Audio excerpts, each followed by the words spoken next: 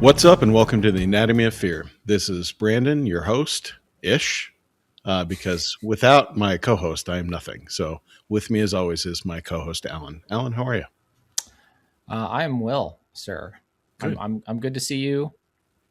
Yeah. I'm good to see you. I just said that. I'm good. I like It's good to see you. we are starting off with gold here, folks. Um, Oh it's my goodness. it's been a little bit since Yeah. we've recorded something, but that's okay. But yeah, it's good to see you. Good to be back with you. It is April 24th of 2026. So it's cranking on in the year already, man. We're almost at May. It's getting real hot here. I don't know about where you are. Well, you live in a state that's significantly hotter than me, so I'm going to shut up about that. Normally it is, but it's actually been pretty cool the Yeah. last couple of weeks. So Nice. it'll Nice. probably get pretty hot here pretty soon, though. It's been upper 80s here already. And like pools are already open, and that's usually like a Memorial Day thing. So I don't know. I'm just waiting for the fires. Apparently, there's a fire not super far from me. So good times. Okay, well, don't die, please. Yeah, I'm gonna try. That's always the goal. But yeah, glad to be with everyone or have everyone with us. Or I don't know, I'm just with one person right now, but we're glad to have you with us. That sounds better. It's been a little bit. I think last thing we did was our 2025 episode where we just talked about the year, and we've lots of changes in our lives and lots of things, but we talked a couple days ago and just talked about the importance of digging into some creative projects and making sure we allow time for that, because it's really important to both of us, whether it's the podcasts or doing things with writing, because you do a lot of writing, which you should talk about something that you've been working on, and plus with your job, and then me with my photography. So I'm glad we're together to talk about some movies. Yeah, and before we jump in to our topic, I'll just tell everyone, so we are going to talk about 2026 and what's happening. But, of course, I want to catch up briefly. And just, Alan, how have things been going? Tell me what you've been working on lately. And I'm going to eat while we're doing this, so everyone can watch me eat my chicken. So enjoy. Yeah, hopefully you're watching this on a Spotify video or YouTube, so we can watch Brandon eat his dinner here. Mm-hmm. Yeah, I have a little bit of an announcement. I finished a screenplay. It's not a horror screenplay, but it's a kind of a sci-fi mystery thriller. I won't say anything about it, but I'm very proud that I finished the first draft of it. I still have to tinker with it, but I'm hoping to start submitting it this year at some of the festivals. We'll see how it goes. I'm not really expecting much, but there might be some changes coming up with my job, so I don't know how much free time I'm going to have. So it just kind of gave me the motivation enough to just finish it. So other than that, I have a YouTube channel now.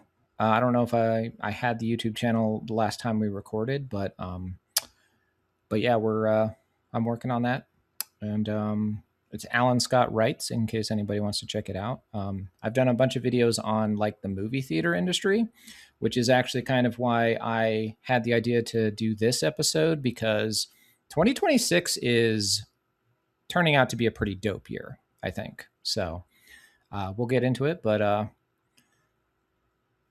I'm just waiting for you to finish chewing so that you can chew on what I just said. That was really good, because I could see like I was getting through my bites, and you were kind of like you would keep going. So yeah, that was a big bite of chicken. I did a little too much there, and if I knew I was like, I should keep talking because he's not ready yet. I mean, if I would have choked, that would have been quite a video event. Yeah. Well, I assume you have plenty of years of experience eating. So well, but you have to remember, I have had stomach surgery and I have an implant in my chest. I didn't know that. I do. So I have titanium magnets around my esophagus. So as I chew food, they open up and food goes down. If you don't chew your food well enough, it gets stuck, which is really neat. It's probably a great thing for first dates, which I haven't been on one of those in a long time, so I don't know. But or at work dinners, if I don't chew my food well enough, you might see me stand up and walk away and get really quiet. And I'm not dying. I'm just waiting for food to go. So yeah, it's interesting. Science is cool though, right? It is very cool. Yeah, the fact that they figured out how to open up my stomach and move it, and then put these things around there. It's pretty cool. So, It's interesting that you feel comfortable talking about all that while you're eating. you know, I'm just, this is, maybe it's a disclaimer so everyone can be prepared for when I just kind of go like this when I start chugging a drink. But yeah, no, that's awesome, man. And let's make sure that we put a link to your channel in the notes of the show. Yeah. And I've checked out what you're doing. Again, I know how important I think both storytelling is to you and being able to dig into a topic is really important to you. So I'm glad you're doing it. So I think that's awesome. It has been a very good creative outlet. Having the time to do the sort of videos that I want to do has been kind of tough, but I've definitely gotten a lot out of it. So That's good. That's good, man. Yeah, I'm kind of rediscovering the importance of allowing myself some time to work on those kind of projects. Um, you know, so good for you. And with that, I mean, we're starting to hopefully try. I mean, we've said this every freaking year, so I'm going to stop saying it. No, just kidding. I'm going to say it one more. We're going to try and probably record some more this year. And maybe it is we're doing more short episodes. We're just talking about one-off topics. We love doing our deep dives into things, but man, it's just a way to catch up more and talk about the state of, creative ventures and film and literature and things like that. Because one day I'm going to read a book. Well, I don't know what book or when that's going to happen, but one day I will be. it's going to be my book when I write it. Dude, I am a terrible reader. I just don't have the energy for it. So, but a friend of mine did challenge me to read a book because it's one of her favorite books. So I'm going to try. So we'll see. All right, We'll see how that goes. Fair enough. All right. So 2026 in film. This has been a slow year for me. I have not watched a whole heck of a lot, but it sounds like you're kind of feeling this year in film so far. So why don't you talk about what you're thinking so far? Yeah, man. I was thinking we could go into a couple of the movies that have already come out since we're recording this on Friday, April 24th. So this is going to be the list as of today. But I was thinking we talk about some of the movies that have come out so far, see which ones you've talked about, which ones you've seen and which ones you plan to see. And then after that, go through these movies that are coming out this year. Because cool. I didn't realize, like, some of these I looked at before recording this, and I'm just like, what? That's coming out. That's coming out. That's coming out. I feel like the overall theme I've noticed is that a lot of these movies, like the really exciting ones or the ones that I'm excited for, aren't really franchise movies. They're actually original movies. Gotcha. Some of them aren't, but some of them are. So, but yeah. Okay. Yeah. I was looking at my letterbox over here. Should I just go ahead and share the whopping 4 movies that I've watched and we'll kind of start with those? Yeah, sure. I mean, that's not bad. I think I've watched about 5 so far. Like, and by the way, we're only talking about movies that are in theaters. Yes. So this is just theatrical releases. That's part of the reason I wanted to do this was because, I'm a lot more motivated to go to the theater this year. And so I'm actually making an effort to see as many of these in theaters as possible. Like I might actually go see The Mummy, even though I probably wouldn't normally watch that. But, I'm just so much more motivated to actually go to the theater this year. So that's good. Yeah, I'm hoping to do the same. I've made it to the theater a whopping twice. No, just kidding. Once. I'm going again on Sunday. So I'm considering the past couple of years, I haven't been able to go at all. So I'm going to try and go. I mean, if I can, every couple of weeks. Yeah, but tell people what you're going to go see, because you told me, and it sounds pretty dope. Really exciting. So if we have any longtime listeners, which is, who knows, but I think either my number 4 or number 5 favorite movie of all time is Silence of the Lambs. So this year is the 35th anniversary of that amazing film. Really, if you think about it, it's one of the first films that really became noteworthy in the Oscars that was horror themed, even though they try and write it off as other categories, but that's a horror film. Yeah.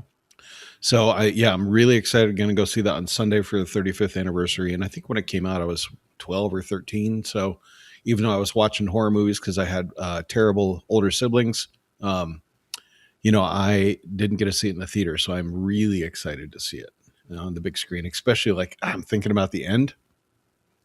when he's got the night vision on, like that's going to look so cool. So I am very excited for that. Oh yeah, I didn't think of that. Yeah. Yeah, that'd be pretty dope to see that on the big screen. Yeah. Yeah. And just the shared experience of being in a theater. I mean, that's part of why that stuff's awesome, or why live comedy is better. Just all these things, because you're sharing this experience with other people. Speaking of that, I'm gonna sidetrack really quick. Have you seen that Alamo Drafthouse has changed their policy about phones and noise in their theaters? No, I did not know that. Because Alamo for the longest time was very strict about any phone usage, any talking. If people were talking, you put up a card, they get thrown out. And so they have gotten rid of that policy. And if And you no want, kids unless it's a kids movie. yeah, so now the way to report people is you actually have to use a phone. That's how you order food now. It's going to be through a device. And if someone's being noisy, you have to do it on the phone. So it's like they're encouraging phone usage, uh, which is such a strange move, because I've always preferred them for that, because like, yeah, if I'm going to see a kids movie, it's fun because you get the kid reactions. But when you're seeing like a grown-up movie and you hear some jackass chewing or doing something, like it really takes me out of the movie. So Well, I think they were just bought out by Sony, weren't they? I think there was something with that. Yeah. Yeah, so they have a different owner now, so maybe that's what it is. I don't know. No, it's bullshit. So Alamo, I'm sure you're huge fans of the Anatomy of Fear, but it's stupid. It's a stupid move. The people So, at the Alamo are listening to our podcast, then I think we've made it. yeah, Yeah. probably. Okay, Next so episode sponsored by Alamo Drafthouse. so let me see. Should I just list them? Sure. Okay, Yeah. so this is what's come out this year that I could see.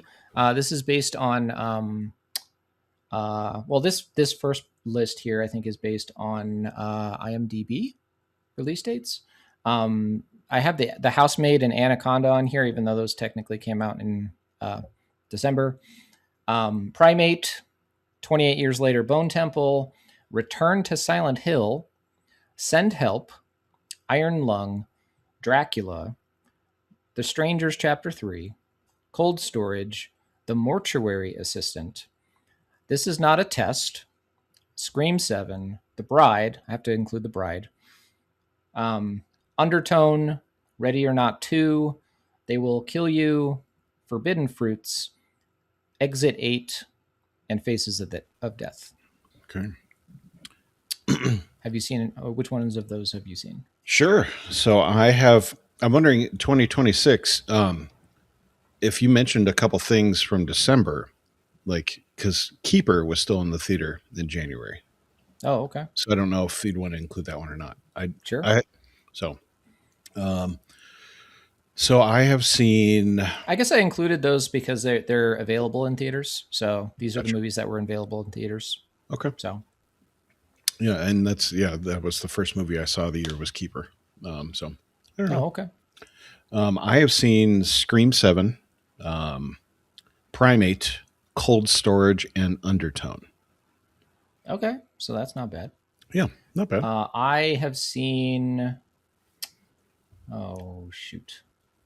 Undertone, Ready or Not 2, They Will Kill You, and I feel like there's a fourth one. No, just those three, I guess. Do you have any thoughts on these movies you want to share, or are we just going going with a high level? I mean, I enjoyed them. I thought Undertone was a little bit anticlimactic, a little bit, but I enjoyed it. I don't get that at all. But it's interesting looking at Letterboxd and the reviews from people that I know. It seems like it fell flat with people. But for me, that third act is so good that I don't understand how it could fall flat for anybody. So I don't know. Well, I feel like it was. I mean, I was not disappointed. Don't get me wrong. I enjoyed the whole thing. It just sort of was like over at a certain point, and but the sound design was really well done. They did a lot with very little, and I was really impressed with that part of it. I agree with some of the people who are complaining that They Will Kill You should not have been released as closely together as Ready or Not 2 because there's such a similar kind of movie. Um, but I mean, I definitely prefer Ready or Not 2 between the two of those. You said, I don't remember if those are the ones you mentioned just now, No, but I haven't seen either of those, but okay. yeah, I honestly, because I don't like read news, I don't watch trailers, anything.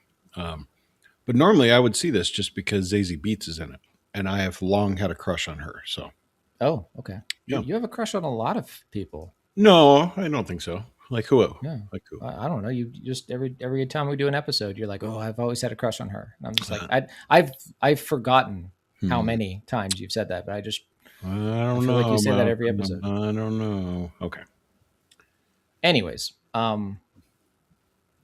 oh, Pretty Lethal. I don't know if I would count that as horror, but that's an online only thing. I was trying to think of the other movie that I had seen recently, but it's not a was not a theatrical release, but it was at South by Southwest, I believe. Gotcha. They like had the premiere at South by Southwest, I think, and then a week later it was on Prime. Hmm. So I don't know entirely if I agree with that strategy, but a lot of movies I think are going to get that treatment. But I Yeah. do think that Amazon after Project Hail Mary has probably gotten the lesson that theatrical is pretty dope. Hmm. Like if you have a movie, you might as well try and give it a theatrical release and then send it to streaming. So that's a very positive change, I think. I've still not watched Project Hail Mary. I started it, but when I saw the 2 hour and 40 minute runtime, I was like, this is going to take 4 years for me to watch. It's worth it though. It's a really good movie. I definitely plan on it. Yeah, I loved Undertone. I think the tension in that third act, because it really is, it just does not let up after a certain point.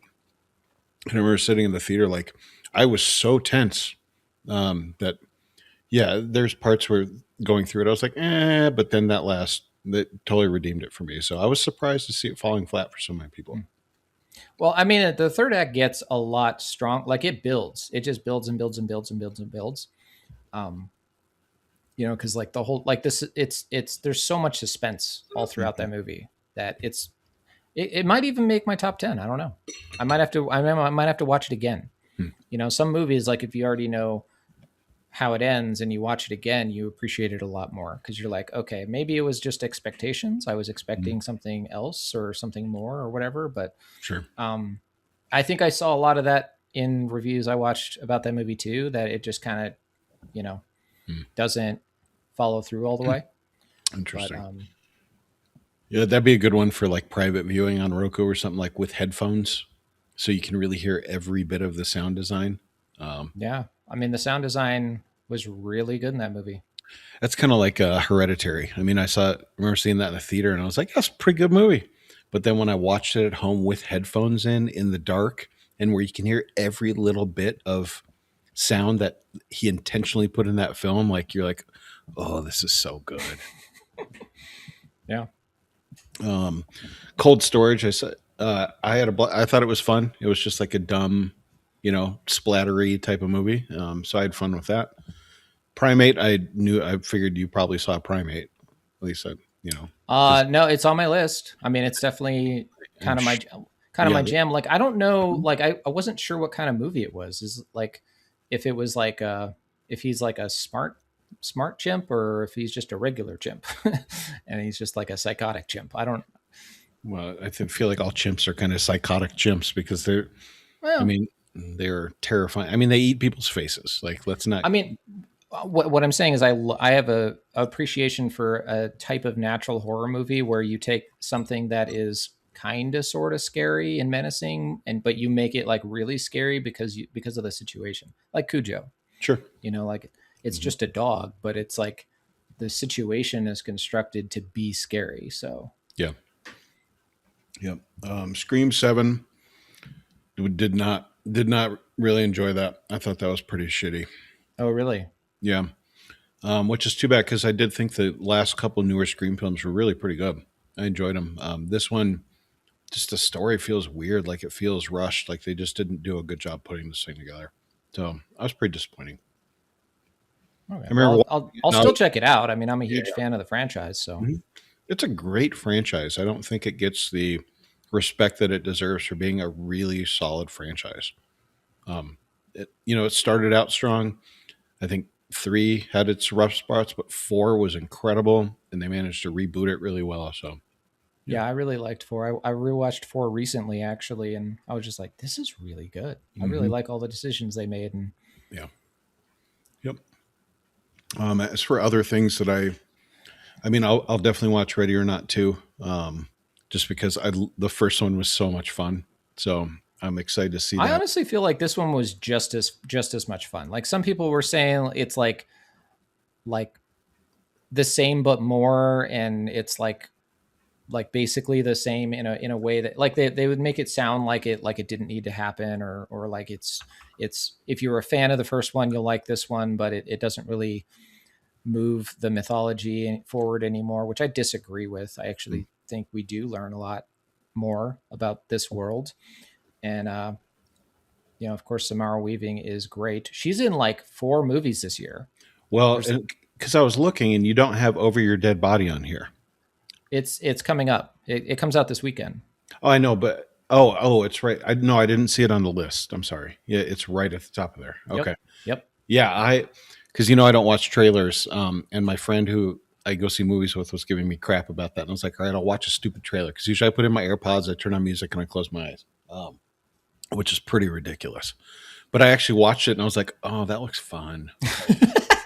That looks really fun.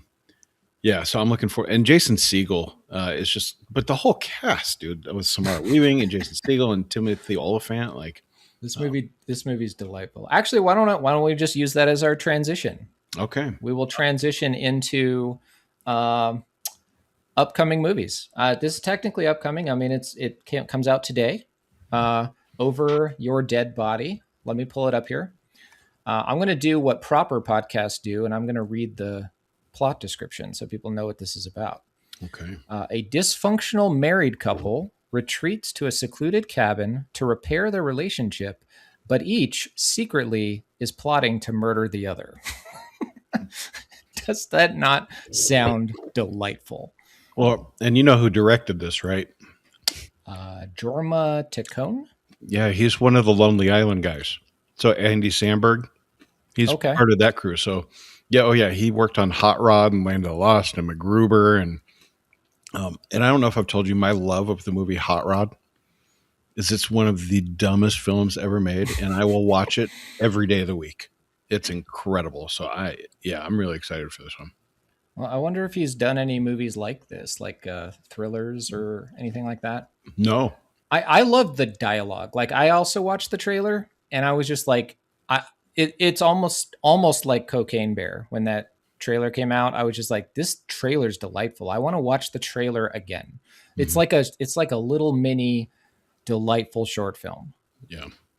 Yep. No, it looks super. No, he's never done anything like this before, and that's what makes it fun. And again, he's coming from, if you look at all the Lonely Island stuff, like, come on, these guys worked on Dick in a Box, you know. So yeah, I'm super. Well, you never know, because like Jordan Peele, like same thing. Like he comes out of nowhere and he's just like this amazing horror auteur, Yeah, and what was that other?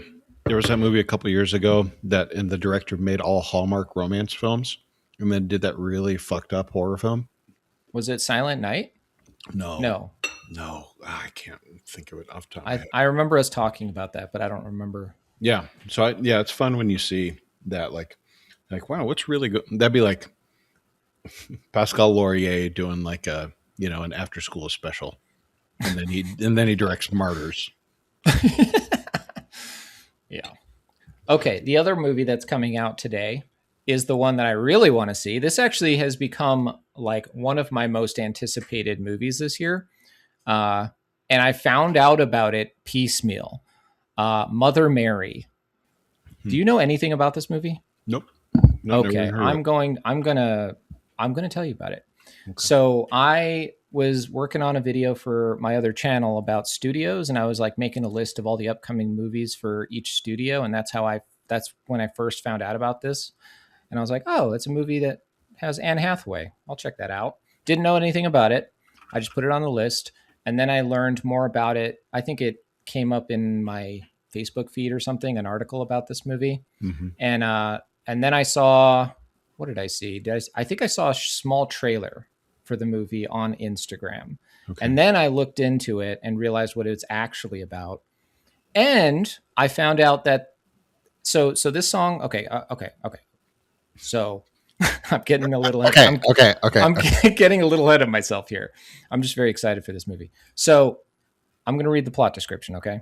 Okay. Long buried wounds rise to the surface when iconic pop star Mother Mary reunites with her estranged best friend and former costume designer Sam Anselm on the eve of her comeback performance.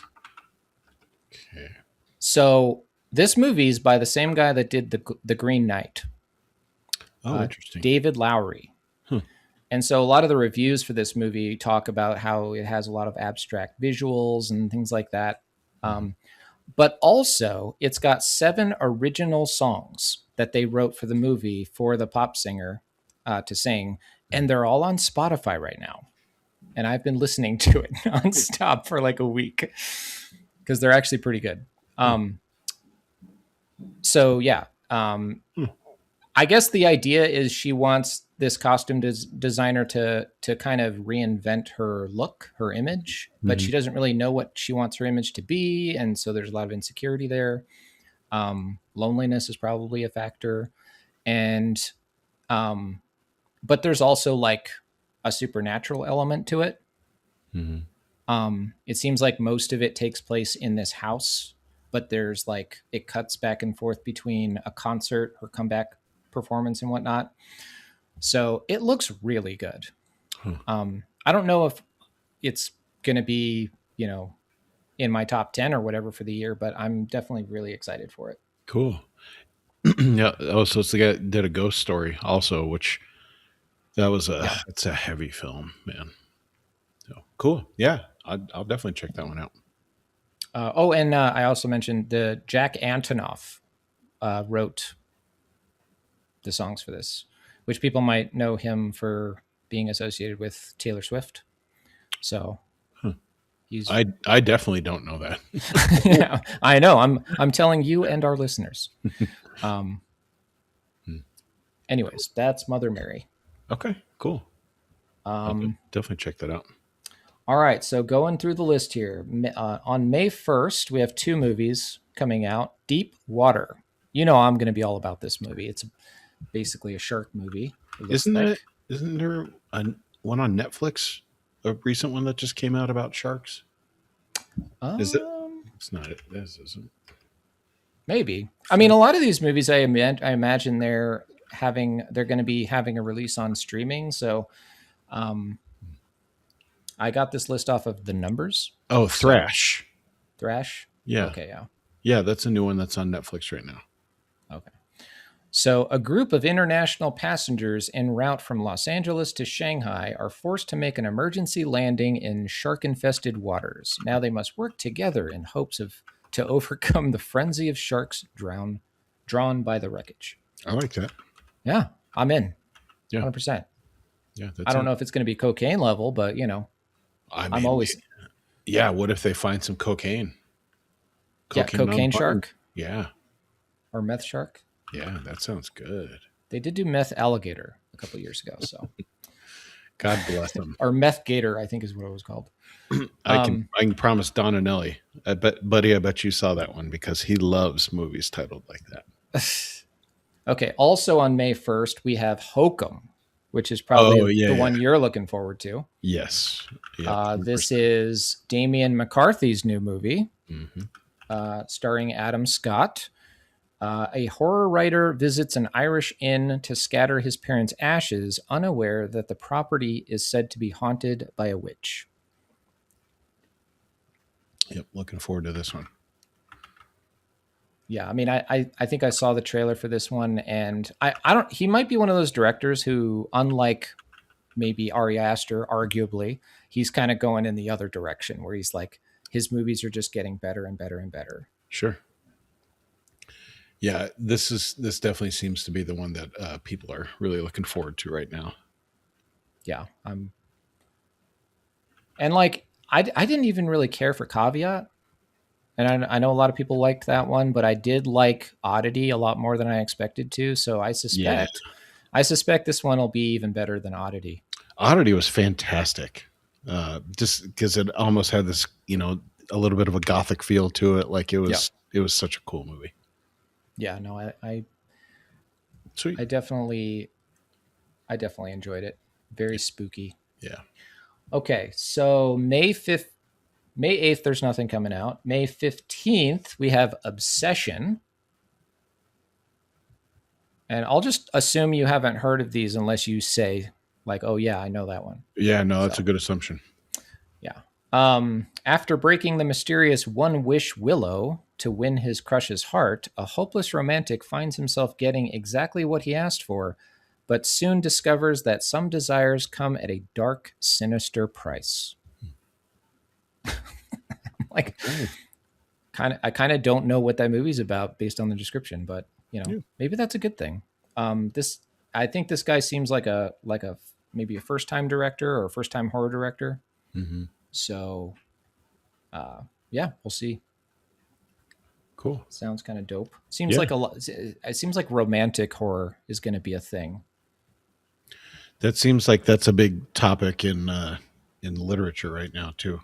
Yeah. And- Did you know? I forgot to mention this for Over Your Dead Body, but apparently they're using this word doomcom instead of romcom. Like it's a doom. It's a romantic comedy, but it's like a tragedy almost. Like the drama. Did you see the drama? no. That was probably the one I was thinking of when I was like, what is the other movie I saw this year? But that's not a horror movie, but it's such a messed up movie. No, did not catch that one. Okay, so moving on, we have May 22nd. We have two movies. Corporate Retreat. I saw the preview for that. That looks pretty fun. Oh, really? Mm-hmm. Aaron Fisher directed. Corporate executives on a team building retreat face a deadly struggle when their leader turns violent against them. Yeah, that one looks fun. Rosanna Arquette is in this. Mm-hmm. Yeah, that looks fun.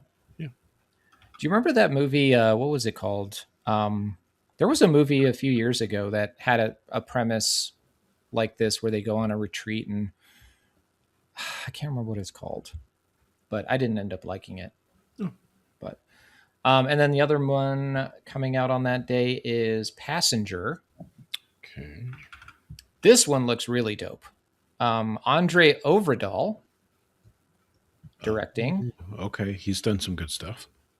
Yeah, I'm pulling up his Autopsy of Jane Doe, which is an excellent movie. Autopsy of Jane Doe, The Last Voyage of the Demeter, Troll Hunter, and Scary Stories to Tell in the Dark. Yep.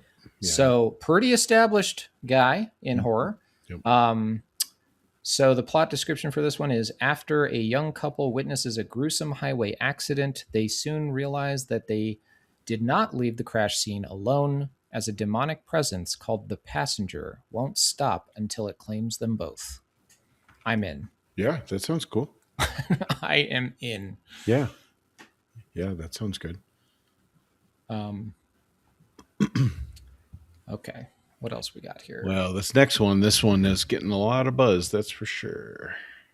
Oh, yes. This probably would have been my most anticipated. Backrooms. This is coming out on May 9th.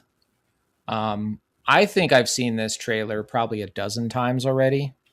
The one that gives away basically nothing, where it just goes from top Well, down? no, that's the teaser. Oh, so I've only seen the teaser. I haven't seen anything more, and that's probably all I want to see him. But there is a trailer. I don't feel like the trailer gives away anything either, though, other than that he has discovered the back rooms. And the plot description here says a strange doorway appears in the basement of a furniture showroom. Hmm. that is such a nondescript descriptor. But for those who don't know about the back rooms, this started as like an internet meme originally, and this kid on YouTube named Kane Parsons made a series of videos, found footage type videos of depicting people winding up in this weird other reality, Hmm. basically, and they don't know where they're at, and there's all these weird monsters down there, and um, but a lot of it's told through found footage, and there's actually found footage in this movie according to the trailer. So I almost feel like what I'm hoping that this movie is going to end up being is like the perfect marriage between the internet and the theater. I think it's cool how young he is. I mean, this is the thing, and now him Yeah. being able to take the helm of his own kind of creation. That yeah, not only was it the stuff on YouTube, and then it turned into like a game on Roblox that kids play, like, and young kids like my son is excited to see this. I was like, nope, probably can't see it for quite a long time, but it's cool to see like this younger generation, like you said, kind of marrying these things together. I'm excited for this one, and Yeah, with because eight. it starts out on the internet, so like it's kind of small in a way, but turning it into a movie and putting it in the theater just gives it this much bigger scope, and that Mhm. comes through in the trailer. I feel Yeah. like it. I'm just really looking forward to this one. Well, and again, with A24 backing it, and then you have James Wan as one of the producers. I mean, I think, Yeah, and James Wan's had his misses, but the things that he created, really, the way drawn out, scene where it just, you're like, all right, something's going to happen. And it's still sitting there. It's still sitting there. Like his ability to create suspense with very simple scenes is great. So this is going to be cool. yeah. I feel like James Wan's great gift is his instincts. Like Mm, he just knows what the trends are, and yeah. he knows like what people are going to want to see. Like he's already thinking like several steps ahead of the studios, Yeah. where he's just like, I don't know. I just feel like this is going to be a huge movie. There's probably going to be several of these. Like Yeah. we're I'm predicting it now. This is going to be like a franchise. Um, cool. Okay, so moving on, we have a Scary Movie 6. Urgh. Mhm. Are you going to be rushing to the theater to see this one, No, Brandon? that's something I'll watch when it hits, You're going to streaming. wait for streaming for this one? Yeah, well, I don't know. That's just not my, when I was like 19, that was my kind of humor. I don't enjoy that kind of stuff very much. So, My hope is that if this movie is going to be watchable at all, it's going to be because they're making fun of themselves for liking movies like this.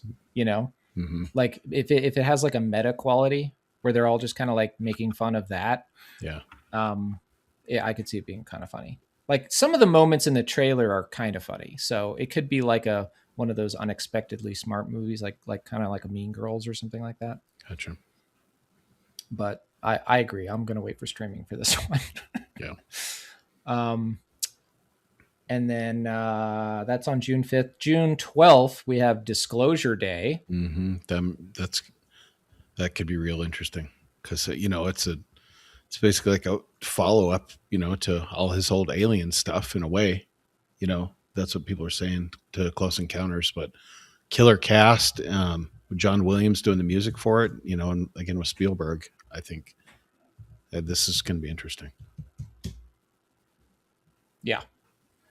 Yeah, I saw like the first trailer for it. I thought looked fine. I was like, okay, this is kind of interesting. I mean, it's Spielberg, so it could either be, you know, it could be Close Encounters or it could be War of the Worlds. You just really don't you don't know what's Spielberg these days. But I Yeah. saw an extended trailer on YouTube. It's like 4.5 minutes, and I don't know who cut that trailer. I don't even know if it's an official trailer, but it makes it look way more dope. Hmm. So I would check that out if you're not sure about this movie. Um, and plus, supposedly, like they released, I want to say like 16 minutes of this at CinemaCon, Hmm. or I might be thinking of a different movie, but like it got a lot of buzz from CinemaCon. Gotcha. So this may be pretty dope. Okay. The next one is Leviticus, which is listed as a limited release, but I didn't see it come up again, so I don't know if it's only going to be a limited release. But Adrian Chiarella directing. Two teenage boys must escape a violent entity that takes the form of the person they desire most, which is each other. Okay. So kind of a religious horror, Yep. sounds like. Yeah. Yeah, so this was listed as a limited, so it might just only appear in a couple theaters and then wind up on streaming. So I'll probably wait for streaming for this one, to be honest. So Yep. Okay. And then we've got July 10th. There's it says untitled neon horror film. So they haven't, like, I guess neon. I don't know how this works. Like if the studio picks a weekend and they say we're going to put something in that, we're going to release something in that weekend, but we're not sure which one yet. So I don't know if that's what it is. If it is, I was kind of looking at all the other movies that are coming out that this year. So I think Her Private Hell doesn't have a release date, which is Nicholas Winding Refn. You know him, right? I know the name. Why is it not? Neon Demon. Oh, yeah. So it's his new movie. It just says expected 2026. So I'm guessing maybe it's that one. And that's the only other one that I see listed that it could be. But anyways, let's see. After that, July 24th is Evil Dead Burn. Yeah, I mean, all the recent Evil Dead reboots have been really good. You want me to read the plot description? Sure. It says plot is under wraps. Okay. I'm a fan of that. I can tell you what I am really excited about for this is who's directing it. It says Sebastian Vanisek. Yeah, I wasn't going to try and pronounce it, but I know you liked his last film. Did I? Yes. I'll wait for you to pull it up. Yeah, I'm pulling it up right now.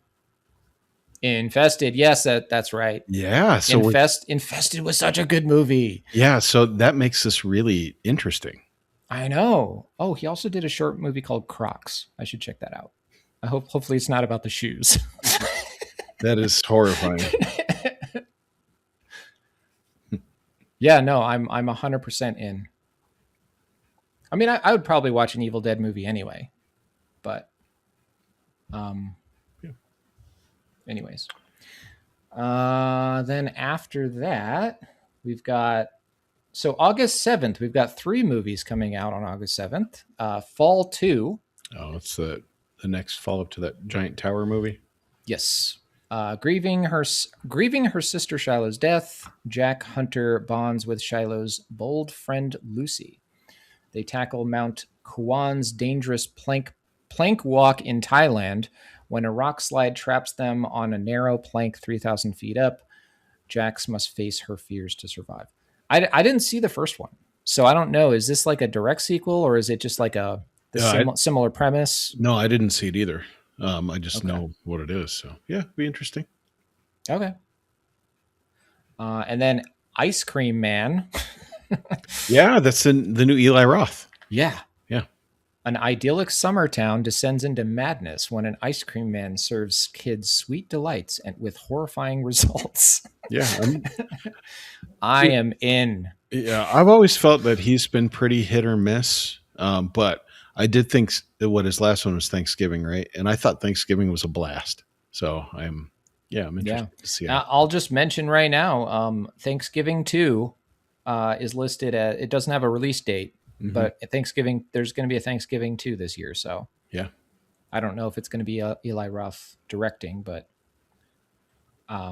yeah, man, that did you see the poster for this movie?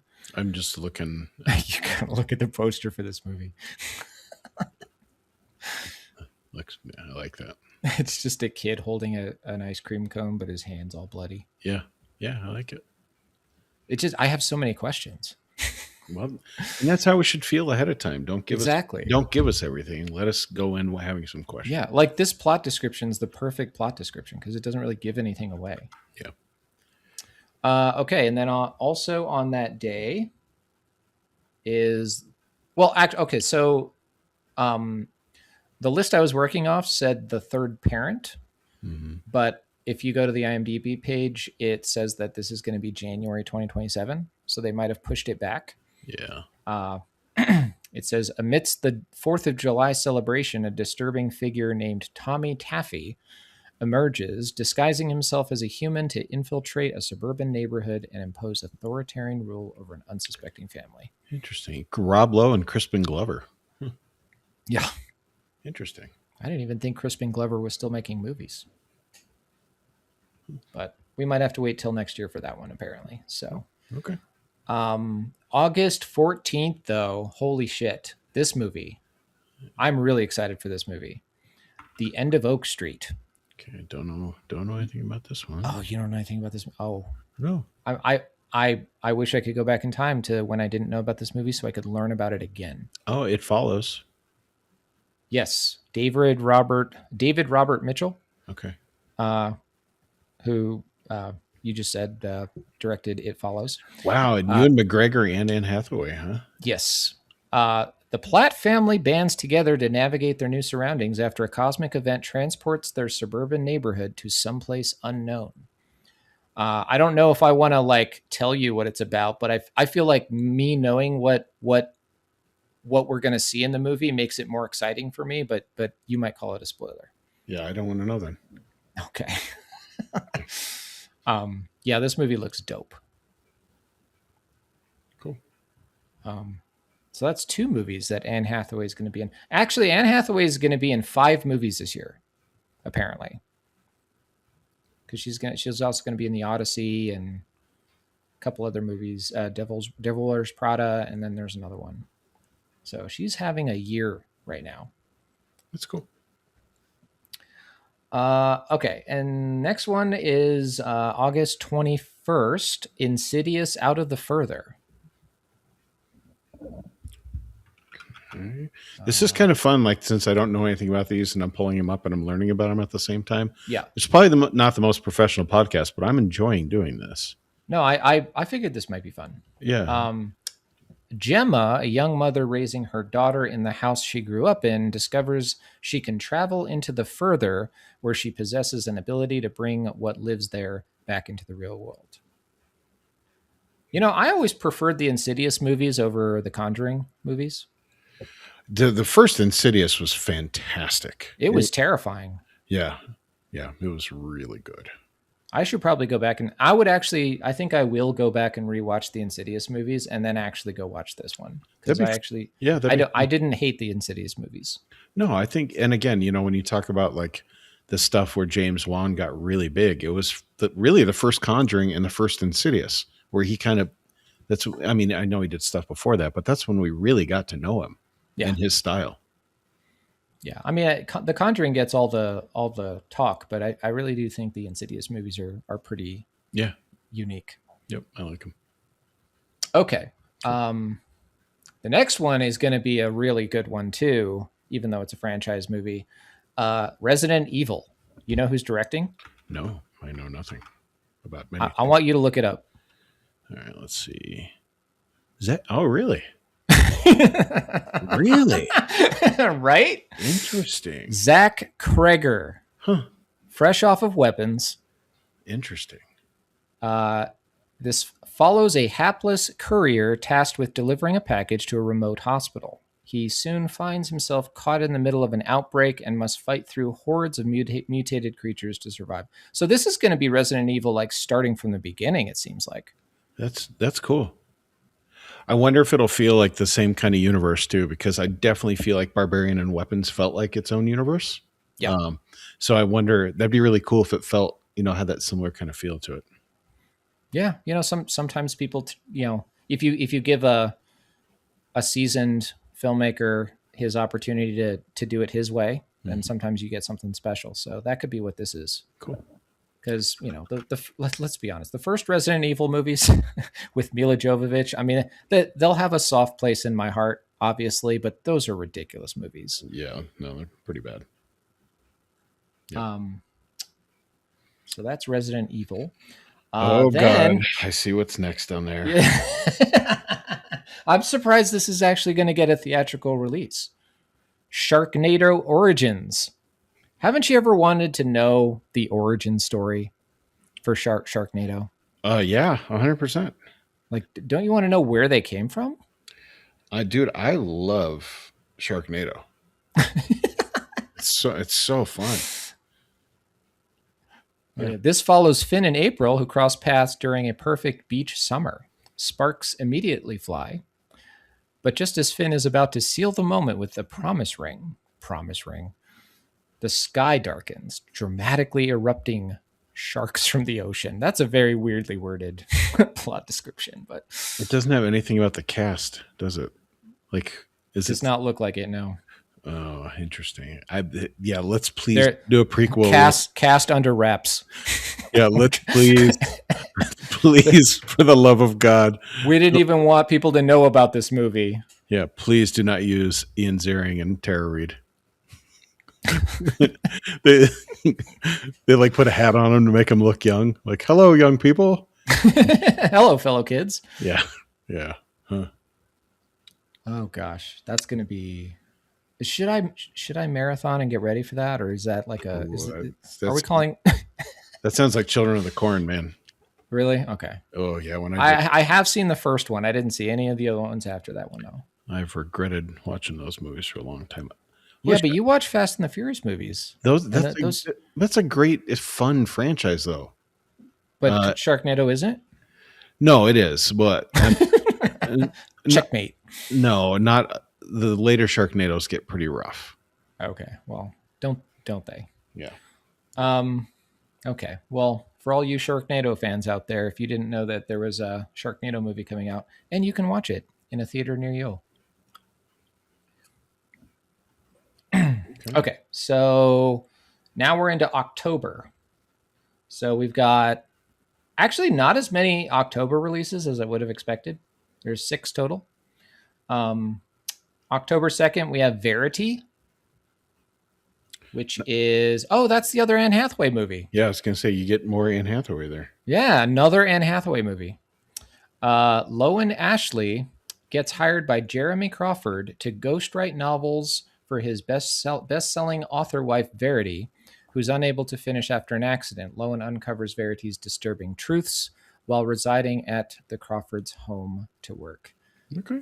So this could be any number of kinds of movies. This could be like The Dark Half. This could be like Conjuring. This could be a lot of different kinds of movies. And so this Michael Showalter. Yeah, so he hasn't. Let's see. What has he done as a director? I know he's a writer. I don't think he's done any directing. Oh, that's going to be kind of weird. Huh. Yeah, I don't see any other directing. Looks like just TV things here. Yeah. Looks like it's based on a book by Colleen Hoover, which she did. It Ends With Us, I think. Or am I thinking of somebody else? I don't know. I'm not sure. But it's the guy that wrote Wet Hot American Summer, which was, that was fun. Well, don't you remember that movie? I didn't watch it, but you should. The title always makes me laugh. No, that's worth watching for sure. Yeah. Okay. So yeah, Colleen Hoover. It Ends With Us, Regretting You, and Reminders of Him. So. Yeah, as much as it sounds like it, it's not soft porn. Okay. I believe you. It's listing this as a psychological thriller. So I should have mentioned some of the movies on this list are listed as thrillers. So they may or may not fit people's definition of horror, but I included them anyway. So. What is happening? Whoa. I magically changed my clothes and look different than our last review. I did that as well. Oh, okay. I don't know how. I don't know when. I don't know what happened. What happened, Brandon? Well, I was making that sound weird and stupid, but we took a little break after our last movie because it was getting late and I was getting sleepy. So now we're back to finish the list. So that's, if you were wondering, if anyone's watching and you're like, hey, why does Brandon look different? Well, I wasn't wearing a white hoodie. I don't remember what you were wearing on. I don't. I believe I was wearing a blue shirt. Okay. My that the marble tournament thing that they got on YouTube No, with no, the little kid that does the voice of the little marbles. I no. can't remember what it's called. It's like, it's not Marble Madness, but it's like, anyway, it's a shirt from that. Oh, So interesting. No, I have no idea. Okay. Well, with your Marbly Madness shirt, let's hit our next movie. So we're on to October 9th, The Other Mommy. yes, The Other Mommy by Rob Savage. Okay. Bella, an 8-year-old girl living in a home with marital problems, confronts a sinister entity that comes out of her closet. The presence, whom she calls Other Mommy, becomes increasingly threatening to her and her family. Oh, So, so this dude directed Host. I remember that one was pretty good. oh, the one that came out during COVID? Yeah, yeah, yeah. That they Yeah. did, that they all filmed remotely because we couldn't. Yeah. Yeah, that was a cool concept. Yeah. I mean, they did a lot with very little. Huh. So it'd be interesting to see what he comes up with when he actually has a budget. Let's see. So we got Jessica Chastain, huh? Oh, yeah. Whoa, Karen No. Allen's in this. Marion Ravenwood, man. Yeah. Okay. Very interesting cast. Yeah. They probably looked at that one video or that one movie and was like, wow, this guy was able to do all that during COVID.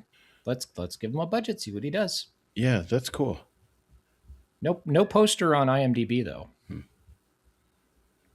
Um, yeah, I mean, I'm just seeing this thing with like a bunny rabbit on Google. Oh, okay. Yeah. Interesting. I mean, We'll I, see. I, I like Jessica Chastain. I think she's typically pretty good. Even though, oh, I was trying to think Have like, we ever seen her in horror? yeah, she was in It chapter. Oh, 2. that's right. Yeah. Yeah.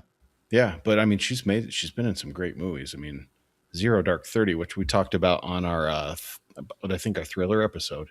I mean, that's one of the greats. Yes, for sure. Cool. After that, October 16th, we have the one that this is probably the one that I'm actually waiting for the most this year. Okay. Whale Fall. Whale Fall. Let me search this up.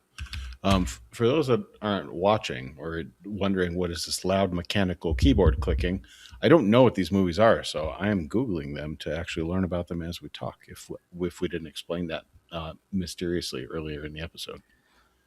So get a load of this premise, okay? Follows a scuba diver who, while looking for his father's remains, is swallowed by an 80-foot, 60-ton sperm whale and has just 1 hour to get out before his oxygen runs out. Whoa, that sounds pretty cool. That sounds insane. Like, Yeah. I don't even know how they're going to approach that. Yeah, dude, this cast is really interesting too. Yeah, Josh Brolin. I wonder what role he's going to play. Yeah, Elizabeth Shue. Oh, yeah. Huh. Has this guy directed anything before? Brian Duffield. Oh, this is the guy that did Spontaneous. I fucking love that one. Do you remember that one? The teen rom com in 2020. Oh, yeah. Yeah, Where people just blow up in front of it. I love that one. That was such a weird movie. Oh, he was the writer for No One Will Save You. Huh. Did you ever read that script? No. For No One Will Save You? The script is hilarious to read. Huh. Like, there's a page that's just all like random words, like, and you can only make out like one little phrase. It's like really fun. Oh, and he was a producer on Cocaine Bear. Oh, so I mean, even more reason. I didn't even know that. That's crazy. I did not like No One Will Save You. I don't remember if you liked that one or not. I did not. I thought you did. No, I thought it was horribly boring. Oh, okay. And then towards the end, where I wanted to see more of like what this world was turning into, I enjoyed. But no, I was really bored with that one. Oh, okay. Yeah, because I didn't like the. I don't know. I just don't like the no speaking thing. I thought it was fine. Anyway, that's Whale Fall. I'm very excited for that one. Yeah, that sounds cool. Next one, a lot of people probably know about. This is the one I'm excited for. So we got 3 movies coming out on October 23rd, like a week before Halloween. Clayface. Yeah. Did you see you don't watch trailers, but you should No. watch the trailer for this one. It's like Uh, a really moody trailer. I don't know if unless it gives away basically nothing. Yeah, maybe I see there's a teaser. Maybe I'll check that out. But I'm guessing, do you know why I'm so excited about this one? Because it's body horror. Well, no, I love body horror. No, and it's not because of the director, because he did Speak No Evil, which was stupid. Um, Hey, watch your words. no, do you not? You don't know who wrote this? Oh yeah, Mike Flanagan. I didn't know it until I just saw the name. Thank you for pointing that out. Yeah. And so here's the thing, like, even with me not liking this guy's other movies, we know that there will be incredible dialogue and character development because Flanagan is a master. Oh yeah. And who was I talking to? I was talking to someone about this the other day. And I just don't think Flanagan gets the love that he deserves because of how good his character development is. And if you look at everything he's done, with these incredibly long drawn out scenes of him, these characters like giving so much information about their life, like dude, Midnight Mass, the character development, and that was incredible. And same with Bly Manor and Hill House and all these things. And yeah, and looking at the other movies that this director has done, it kind of seems like the thing that's missing is the writing. Like he would probably be really good if he actually had somebody that had a really good concept and really good screenplay. yeah, So this could be it. Who knows? yeah, I just like the idea of like a comic book character done like full horror, because that's what they're talking about. Like this is full on body horror. yeah. Oh yeah. I mean, I love some body horror. So I guess I could read the plot description. oh yeah, yeah. Rising Hollywood star Matt Hagen descends into a horrifying revenge-filled monster. Descends into a horrifying revenge-filled monster. Oh no, I read that right. When scientific ambition strips him of his identity and his humanity. Yeah, man, I'm in. Yeah. That Heck yeah. sounds dope. Yeah, even that little the screen cap of the teaser trailer, that looks creepy. Oh yeah. Kind of reminds me of the faces from wow, I am dumb today. Possessor. Oh yeah. With the weird melty faces. Oh yeah. Cool. Yeah, man. I'm Sweet. in. Yep. Also on October 23rd, we'll have Wildwood, which is a dark fantasy. All right. Looks like this might be a kid's movie. The adventures of Prue McKeel as she sets off to the forest outside Portland to find her kidnapped brother. It's stop motion. Yeah. I know you like that kind of stuff. This looks... Wait a minute. I'm like looking at this a little bit more closely. Well, look at some of the voice actors are really impressive on it. Carey Mulligan. Yeah. Well, Aquafina. Speaking of Mike Angela Flanagan, Bassett. Jacob Tremblay. Tom Waits. Yeah. Tom Waits is in this movie? This looks amazing. Yeah. Okay. Yeah, I might even want to watch this one. Is this in the Paranorman universe? I keep seeing like there's a trailer playing and it just flashed Paranorman right by. So I don't know. I don't know what's going on there, but yeah, it looks like a kids film from Travis Knight is the director. Yeah, I mean, he was the producer for Paranorman. Okay, that makes sense. Yeah. Cool. What studio is this from? That's the real question. Leica Entertainment. Have we heard of them? I definitely have not. Oh, okay. All right. Well, there you go. Cool. And then also Untitled A24 horror film.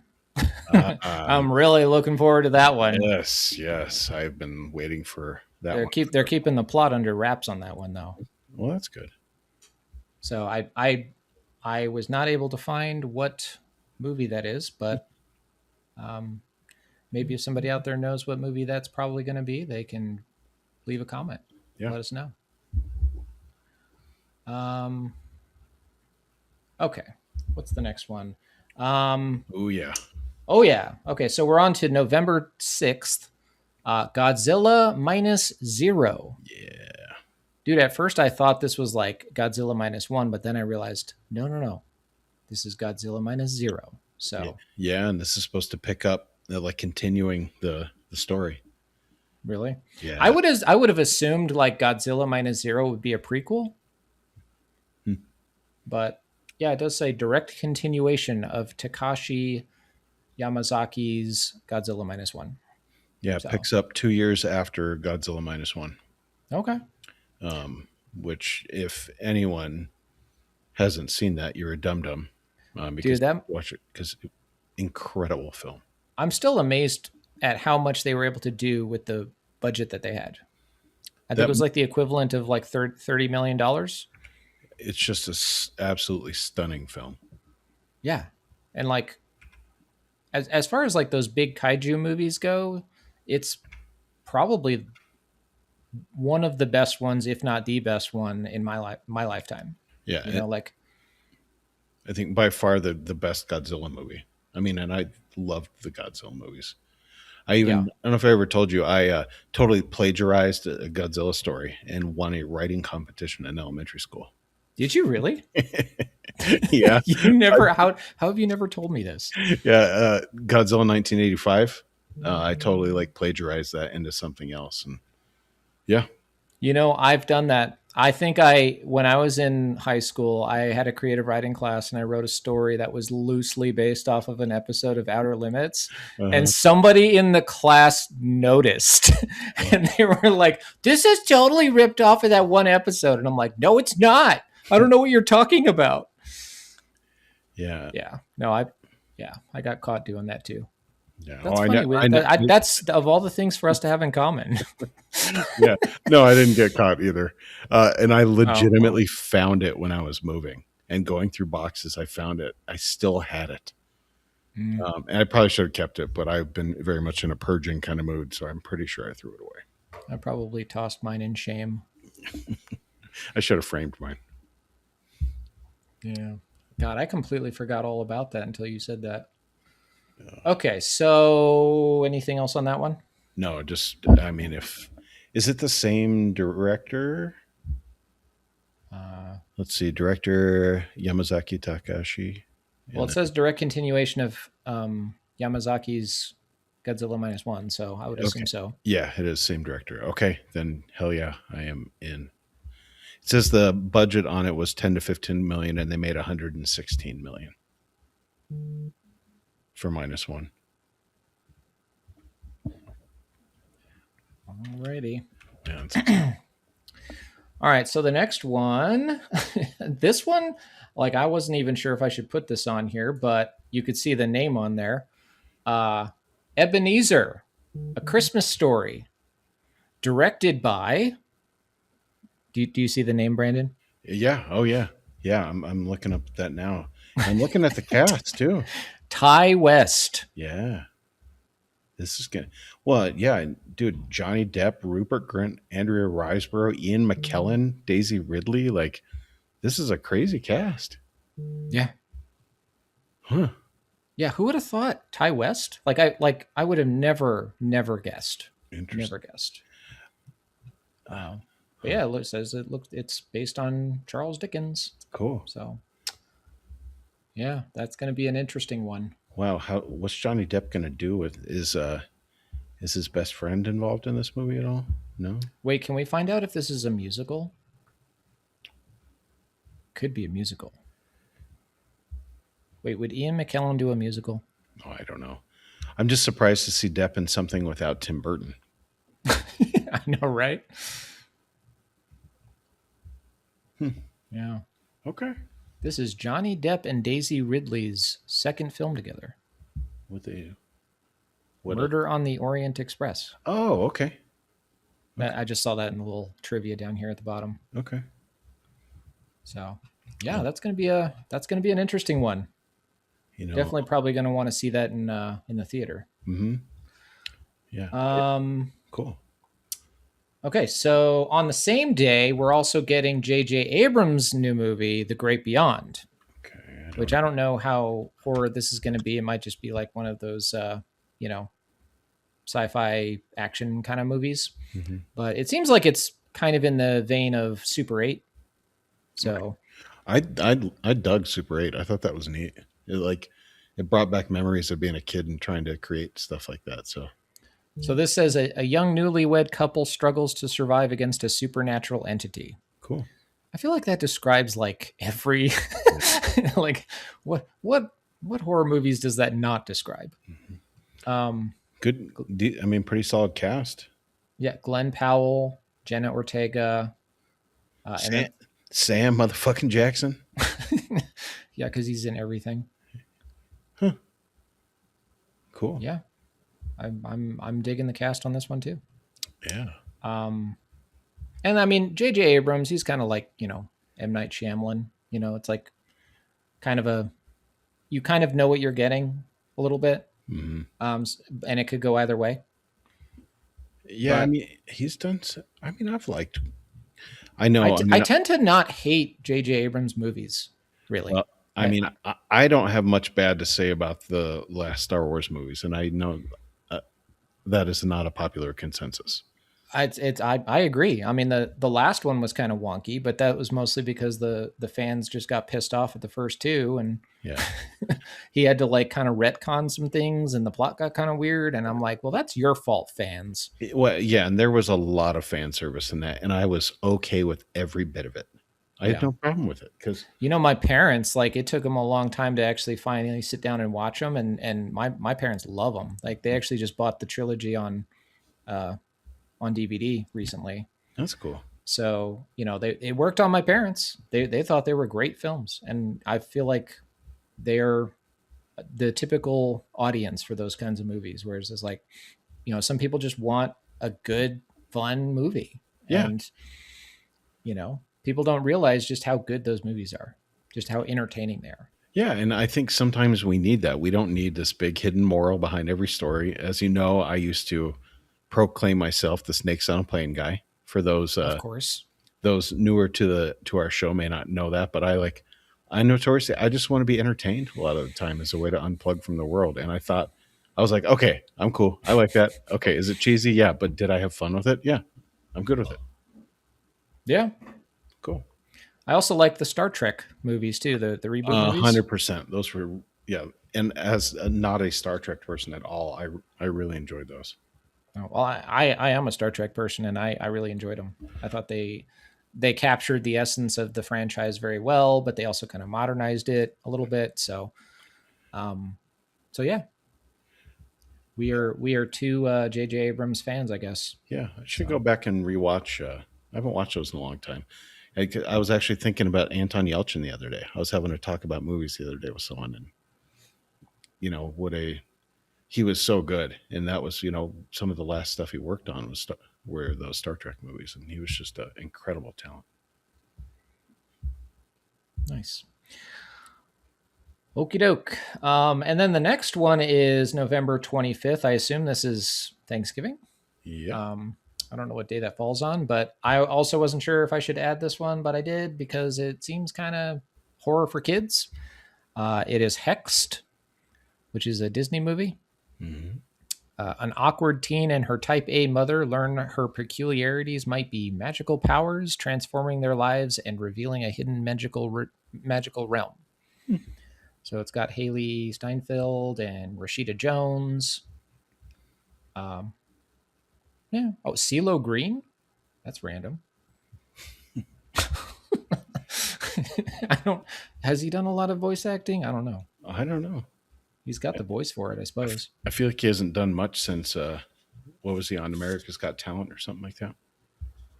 Well, the trivia here says this is the 65th animated feature film in the Walt Disney Animation Studios canon.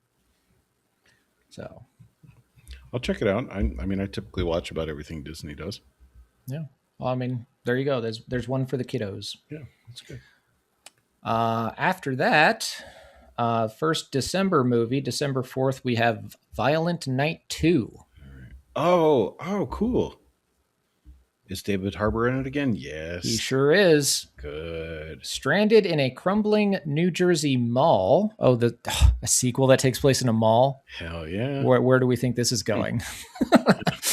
I mean, we can hope. And cut off from the North Pole, Santa Claus is trapped dishing out violent justice to a ruthless crime lord and his henchmen overrunning the town's mall. So it's basically the first one, but in a mall. Yeah. So just like Night of the Living Dead. Yeah, dude, I'm in. I mean, I think I don't know if did we talk about this last time, but I just finished watching DTF St. Louis. Did I mention that? So new HBO series DTF St. Louis, highly recommend. It's a mini series, 7 episodes. Okay. I've seen trailers for it with David Harbour, and he is both so sad and so charming in that series. And I never have anything bad to say about the guy. I just genuinely like his performances. He's kind of always playing a version of himself, which I'm fine with. Sometimes that's the best, Like Jack Black is always Jack Black. I don't care what he does. Yeah. Whether it's in Goosebumps or whether it's School of Rock or Anaconda, he's always Jack Black. So, speaking of, over the weekend, since we did the little time jump, that's the one movie I saw over the weekend was Anaconda. Oh, yeah. I finally, because it's on Netflix. So yeah. I was like, I should watch that so I can talk about it on our little Monday follow up here. I did. So. I put it on the other day, and I did see that there was. I mean, I like that's the fact that they were film nerds and kids, and so I watched the beginning and this kind of movie that they put together, and it's such a cheesy movie, which is nice. Yeah, I was telling Dylan that I was like, you should try and make a movie with your friends. Use your iPads. Do whatever you want to do to record it, because he'll do these little stop motion things with his iPad where he'll take pictures and then he'll move the Lego and I was like, you should do that with your friends, because I did a couple of those when I was growing up. Well, I did some dumb one in junior high, and then we made a kung fu movie after high school, and it was on VHS, and it was ridiculous and awful, but I mean, so in the beginning of Anaconda, it shows that they find this old movie that they made when they were kids, and then we just talked about Super 8, the same kind of thing. Like any way that we can kind of encourage kids to just start that creative process young, and it's so fun because you get to just play with your friends and be silly. And yeah, I would have totally done that if I was a kid and we had like a camera to use to do that. Closest thing I could do was editing TV. Like editing commercials out of TV programs when I record them on the VHS, which I got so good at. There's a tape full of all Simpsons episodes that I'm really proud of. Nice. But that was I was also the one in the family that would fix the VCR whenever it broke. So I would take it apart, and there was a specific VHS tape that would get it dirty every time you put it in there. Mm-hmm. And my parents kept putting it in by accident, not realizing it's the one that makes it dirty. Mm-hmm. So anyways, walk down memory lane. Yeah.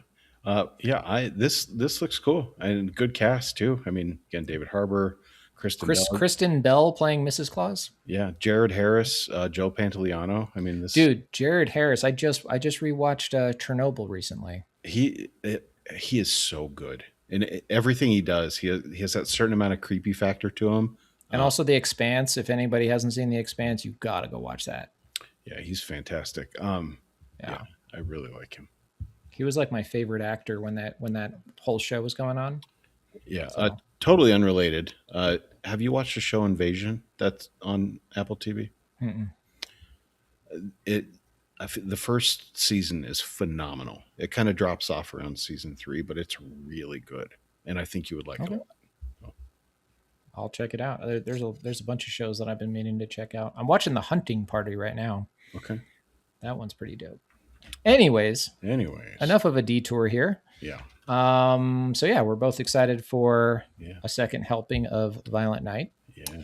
And then, oddly enough, there's nothing new until Christmas after this. A Place in Hell, which is, I believe, listed as a thriller by Chloe DeMont. Okay. Follows a cutthroat criminal defense attorney on the verge of making partner who sees her ambition upended when a younger lawyer is brought in to replace her as their rivalry escalates into a dangerous battle for control. Okay. Michelle Williams, Daisy Edgar Jones. Other guys. I like Danny Huston. I've always thought he was really good. It's John Huston's son. Yeah, this definitely looks more like a thriller. Which, yeah, we love thrillers. For those that don't know, we do love thrillers. And then also on Christmas, the rounding out the year is the one that a lot of people are probably waiting for. Yeah. Werewolf. Yeah. Which is Robert Eggers' new movie.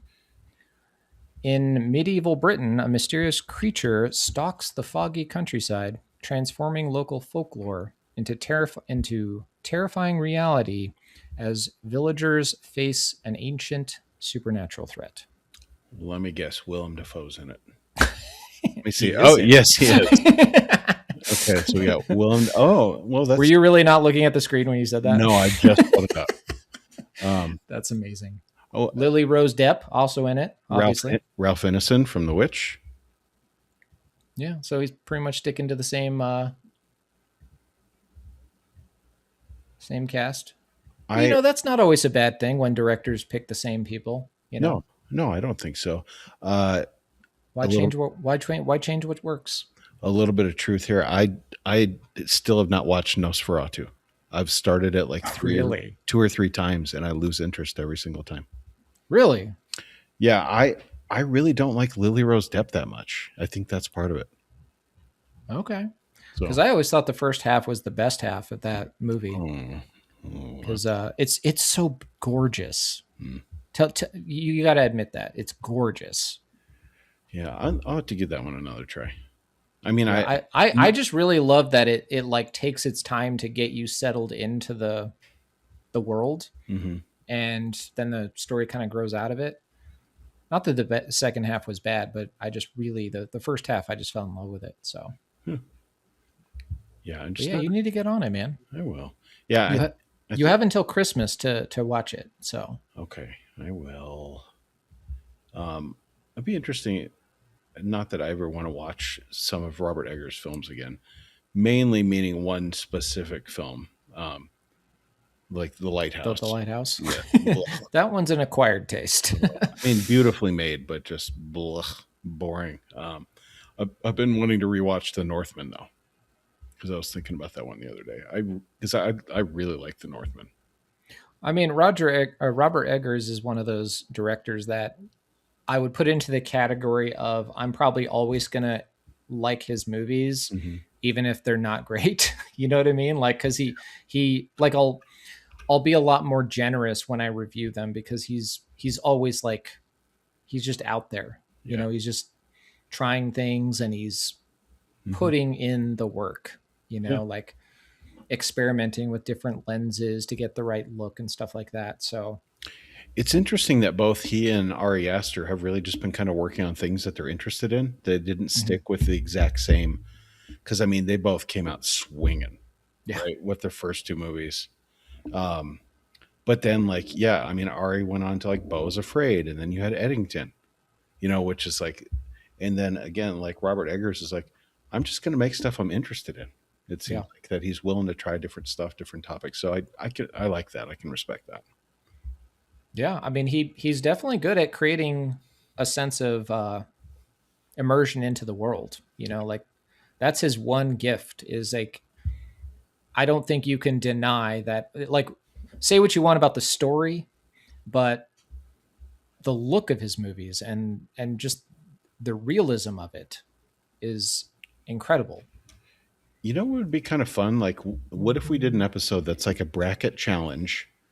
Taking some of the directors of, when they started saying like elevated horror or whatever, what if we did a bracket and we like went through to figure out like whose films were the best? Oh gosh. So we could do, Ari Aster, Robert Eggers, Oz Perkins, Mike Flanagan.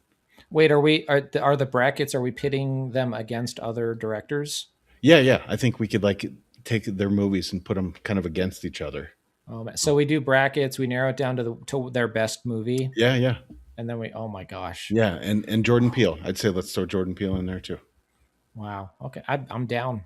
I mean, that would I think it would. that'd be a blast. Yeah, we can make some enemies doing that. Sure. Yeah. Yeah, Oh, I'm yeah, down. yeah. That'd be cool. All right. Anything else on this one? No, There doesn't seem to be a lot of information about it. The stills look beautiful though. Are you looking at the photos? yeah, yep. Yeah, it looks like he's doing his usual, like he's going out there and Mm-hmm. kind of like when Peter Jackson did the Lord of the Rings. You know how like they built the Shire and then they like let it grow in and Mm-hmm. like doing all of these extra things just to make sure that we get it right, the look of Yeah, it. yeah, So I always appreciate that. yep. So all right, that's Werewolf. Cool. All right, and so then I have two at the end here. One we already mentioned, which was Thanksgiving 2, which doesn't have a release date. Did you have anything to say about that one? No, I hope it lives up to the first one because that was the ridiculous splattery movie I needed for that year, and I now have a Thanksgiving themed horror film I can watch. That is not Thanksgiving because that is terrible. Well, you could always watch. What was that one that I recommended to you years ago that you hated with the chicken? Oh, what Poultrygeist? Poultrygeist. Yeah, that's the one. As long as it's not a nudist colony of the dead. You loved that one. Oh, You God. secretly loved that one. I was so mad. You just feel like it's socially unacceptable to say that you like it, yeah, but you liked it. I was so unhappy about that. The only other movie I've watched for a podcast that I disliked more than that was I did an episode of Cut to the Chase with Dan and Lacey, and I had to watch Leprechaun in the Hood. And I was so unhappy. It was me. You were unimpressed. It was me, Dan, and Lacey, and then Watson. Wow. So it was worse than Nudist Colony of the Dead. Ooh, I don't know. No, but still. But it was funny having me and Mr. Watson on an episode talking about Leprechaun with Dan and Lacey because it was a blast. The other movie is The Haunting in Wicker Park, which this one looks really dope. No release date for this one though. The terrifying story of the first televised exorcism on NBC in 1971. Oh, interesting. The NBC News segment was a success. The exorcism was not. I don't know if that's meant to be funny, but instead it makes things worse for the Becker family who lived there much worse. Interesting. Aaron Moriarty. Interesting. Yeah. Well, yeah, and Jamie Campbell Bower too. Interesting. Yeah. Well, that's the dude from Stranger Things? Yeah. Yeah. Okay. Yeah. Nice. I do. I mean, I like Erin Moriarty too. Yeah, she's very talented. I don't think I've seen her in anything but The Boys though. She did a super fun movie because she's done horror stuff before. What the hell movie am I trying to think of right now? Oh, I gotta look it up. What the hell was it? I remember what was the first thing I saw her in? Not Ouija, because that's terrible. See, now everyone gets to sit here and wait as I do. Oh, Monster Party. Oh, okay. I don't think I saw that one. It was a fun movie. It was like a dinner party gone wrong with murderers. Oh, nice. Fun. Yeah, I love dinner party horror. It's like one of my favorites. Yeah, 2018. Okay. Yeah. Cool. All right. Well, that's the end. That is all the movies. Again, this is just movies that are going to be appearing in theaters. So I don't know. Maybe we'll have to do another one of these for online only releases. Yeah. Yeah. That sounds cool. I don't know how many there's going to be this year though. Yeah. It's kind of tricky with online releases because I don't know that they announce them that far in advance. Mm-hmm. So I don't really know. Yeah. The marketing machine's a little bit different for streaming stuff. Yeah, with theaters they have to kind of plot it out. Hmm. So some of these weekends, they're like, we definitely want to put a horror movie in that slot, but we just don't know which one. Which is Yeah. it's kind of a cool thing to when you think about, like they probably have more than one, and they're just like they just want to carve out the slot for it. You know what But I'm really excited for, and I don't know. I think it's still. I don't know if it's stuck in development hell or what. Let me see if I can find any info on it. There is a book, and for anyone that reads, which is really not me, because reading is hard. There's a book called The Troop. Have you heard of The Troop? uh, So it's by Nick Cutter or Craig Davidson. Nick Cutter's his pen name. And it is my favorite horror novel, modern horror novel of all time. It okay. legitimately made my skin crawl reading it. And I've read it multiple times, and every time it has the same effect. So I know that he did sell The Troop. And I believe James Wan bought the rights to it. Wait, which cell? Not the. No, I mean the author sold the rights to The Troop to James Wan to Oh, make got it. to turn it into a film. Okay. Um, let's see, August 2019, the rights were sold to James Wan's Atomic Monster. E.L. Katz is going to be the director. It says while Wan and Michael Clear will serve as producers. Um, so that I am for any readers out there, read The Troop. It's phenomenal. Everyone I've recommended it to, same thing, has the same reaction to it. So I don't know when that's going to happen. Hopefully soon. Maybe I'll add it to my list right now. Excellent, excellent book. Um, Well, you've never led me astray. I mean, I probably have. Let's be honest. Probably. Um, not. This is a terrible segue. I The was going to Troop say, by Nick Cutter. yeah. I Okay. was going to say, speaking It of, is available on Audible. okay, So yeah, dude, it's awesome. Speaking of the theater, which we weren't just talking about the theater, so that's my awesome segue. Since we talked a couple days ago, I did go and see Silence of the Lambs in the theater yesterday. Um, nice. What was it like? it was, I mean, I have such a love for that film, so I'm gonna enjoy it no matter what. And my friend that went with me, she hadn't seen the whole movie before, so that was cool. That Oh, she'd oh, seen okay. parts of it, like before, but never the whole time. Man, to Whole go thing. back in time and see that for the first time again. Oh yeah, there's some things, yeah, to be able to. I saw what was it, Dumb and Dumber, that scene where he's like, silence of the, is that from Dumb and Dumber, or Oh, is that a different I movie? don't know. I don't I don't remember. remember what movie that's from, but I just have this image of Jim Carrey with like chicken skin on his face, Oh no. quoting. I saw that before I saw Silence of the Oh, Lambs. I was like, what is he talking about? Oh, no. he's talking about the okay. Like what? I mean, that movie was such a phenomenon. It impacted so many things. Like even The Office. Do you remember that episode of The Office where they're practicing CPR, and then Dwight cuts the face of the dummy off and puts it on his face, and like it's been in so many things, and little people know lines like "put the lotion in the basket." You know? But man, what a just a phenomenal film. I don't that yeah. I mean, it's one of my top films of all time. So it was really cool to see it on the big screen. And experiencing the sound design on the big screen as opposed to just watching it, on a Blu-ray. Like it's really cool to hear it, and it's the way it should be heard in a theater. Very cool. Yeah, I probably would have loved that as well. yeah. I it what is I think they're showing it again tomorrow because it's a Fathom event, and it was saying the 26th and 28th for the showings. Oh, So I don't know if it's anywhere near you, but well, sadly, the theaters near me don't really do special events. It's just, whatever the big movies are in theaters, gotcha. which I keep trying to convince them to expand their offerings, but, I'm just one guy.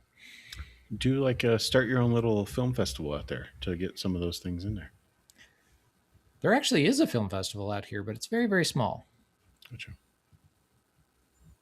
That would be kind of cool, though. That would be cool. I mean, you remember the Mile High Horror Film Festival? That I we used to do. have?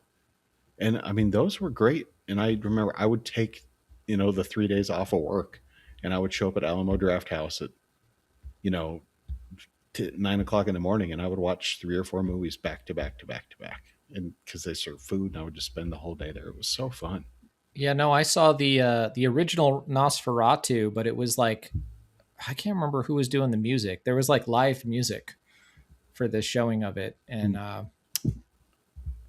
I always want to say Boards of Canada, but like it's not Boards of Canada. It's like somebody else, but they were like up there with like a keyboard playing like synth kind of music. It was really cool. That's cool. That is cool. Um, all right. Anything else, sir? Another book I just want to recommend to you. Apparently, I do read occasional books. Have you read Fairy Tale by Stephen King? Huh. Oh man, I'm telling everybody to read that. And here's part of the reason why I mentioned that. So when was this book? It was 22 that Stephen King released it. It's more of a fantasy read, but they just, this is another one that the rights were purchased. And they are going to make a mini series, a 10-episode series of Stephen King's Fairy Tale, and A24 is producing it. I'm in. You don't even have to explain it to me. Yeah, I am really freaking excited for that because I mean, I'd say it's maybe one of my favorite Stephen King books of all time because it was just something different. Yeah, it was really cool. I'm still waiting for Dark Tower to come out of development hell. Like I finally want to see this thing happen. They need to do something to redeem that piece of crap that came out before. Yeah, I don't know. Like I don't know what they were thinking. Like maybe they were thinking like we'll see how it does and see if there's enough interest. I don't know what they were doing, but like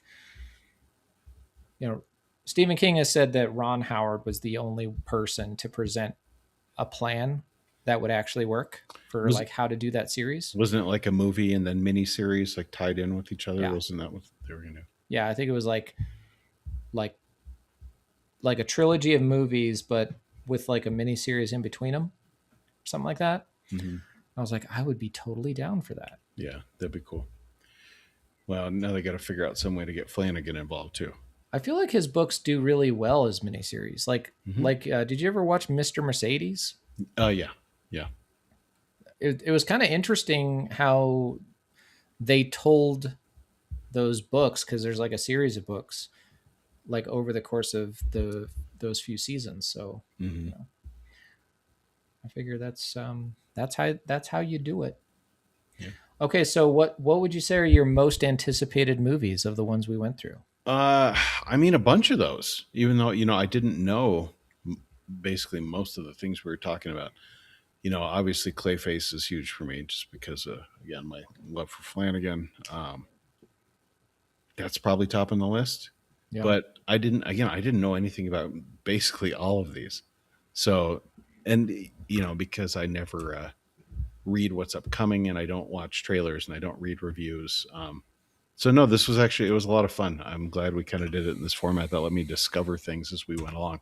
And I did actually watch trailers a couple times ago in the theater. Yeah. Brandon. Yeah, because normally I put in my headphones.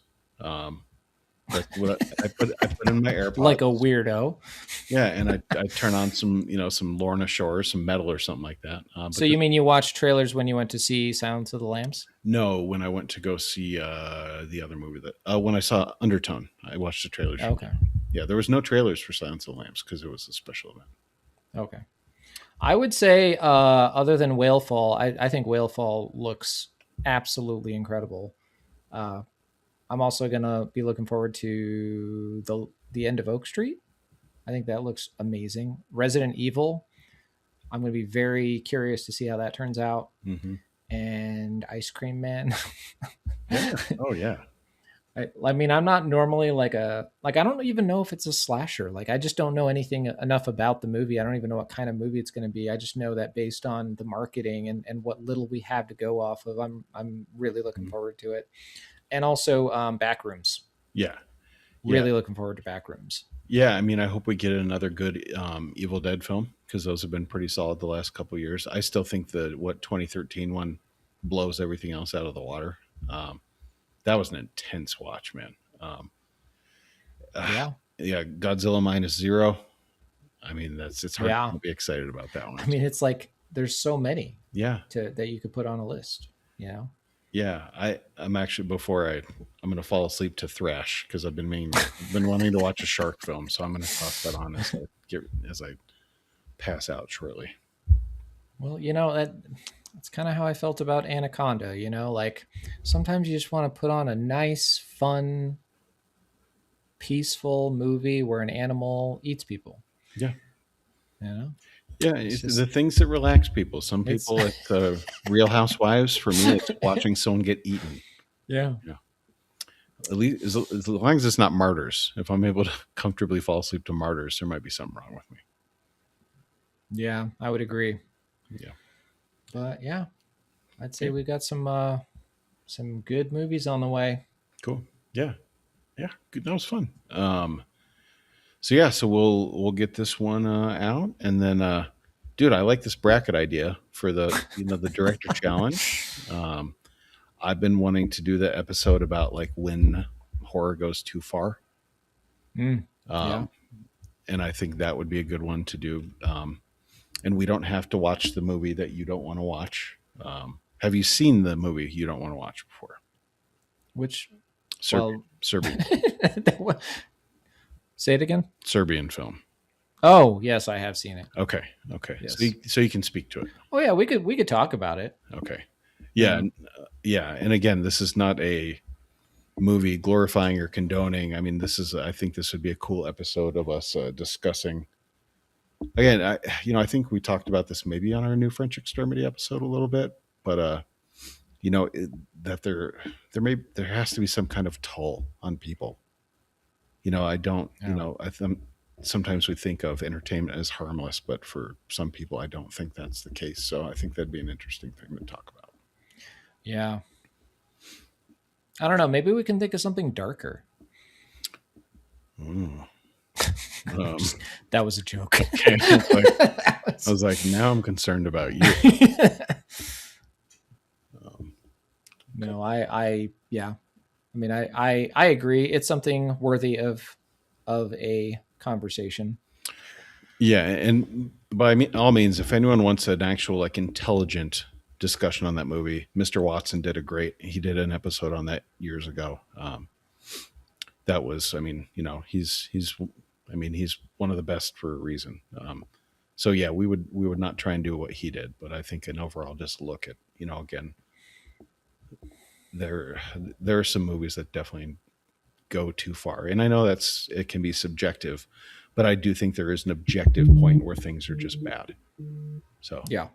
I'm gonna hit pause real quick because Dylan's calling me. Okay. I just sent you the video. It's from the Cable Guy. Oh, okay. Man, what year was the Cable Guy? Was it 98 or something maybe? Yeah, 90. Oh gosh, I don't even know. Yeah, that was in the 90s, I think. Yeah, because that was 96, because I worked at a movie theater when that came out. Yeah. I don't know. I feel like I didn't like that movie very much. Mm. It had a great cast. I don't think I liked it when it came out, but I definitely like it now. It's grown on me. I haven't seen that in a long time. Dude, I forgot how crazy the cast was in that though. And Jim Carrey, Matthew Broderick, Leslie Mann, Jack Black, George Siegel, Diane Baker, Ben Stiller, Eric Roberts, Janine Garofalo, Andy Dick, David Cross, like Bob Odenkirk. Like, holy crap.